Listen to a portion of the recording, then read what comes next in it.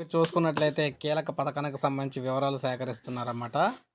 తెలంగాణలో మనం చూసుకున్నట్లయితే మీరు చూసుకోవచ్చు.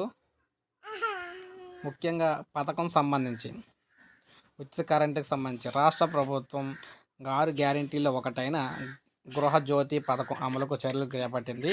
గృహ వినియోగదారులకు నెలకు 200 యూనిట్ల ఉచిత విద్యుత్ సరఫరా చేస్తామని కాంగ్రెస్ ఎన్నికల్లో హామీ అయితే ఇచ్చింది. ఇందుకు తగ్గట్టుగా ఇప్పుడైతే వివరాలైతే సేకరిస్తున్నారు. 15లోగా పూర్తి చేయాలని చెప్పేసి భావిస్తూ ఉన్నారన్నమాట. ఇంకా ఖరారు కాని మార్గదర్శకాలు. 6 గ్యారంటీ పథకాల్లో భాగంగా ఇప్పటికే మహిళలకు ఆర్టీసీ బస్సులు ఉచిత ప్రయాణం ఇచ్చారు. ఆరోగ్యశ్రీ పరిమితి అయితే పెంచారు 10 లక్షలకు.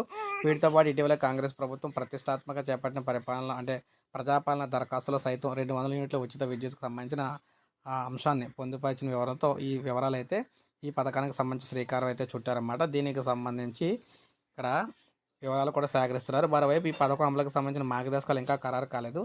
వాటి జారీ అనంతరమే ఉచిత విద్యుత్ ఎవరికి వర్తిస్తుందనేది తెలుస్తుందన్నమాట. అప్పటి వరకు వేచి ఉండాల్సిందేనని చెప్పేసి అధికారులు అయితే చెప్తున్నారు. అయితే మొత్తమైన ఉచిత విద్యుత్ సరఫరా విషయంపై వివరాలు సేకరిస్తున్నాం. లబ్ధిదారులు ఎవరైనా ఎంపిక చేసి వర్తింపజేస్తాం. ఎవరు ఆందోళన చెందాల్సిన అవసరం లేదు అని చెప్పేసి ఈయనైతే తెలియజేస్తున్నారు. సో ఇది ప్రజెంట్ తెలంగాణలో ఉచిత విద్యుత్ కరెంటుకి సంబంధించి లేటెస్ట్ అప్డేట్. ఒక లైక్ చేయండి, సబ్స్క్రైబ్ చేసుకోకపోతే మన ఛానల్ సబ్స్క్రైబ్ చేసుకోండి.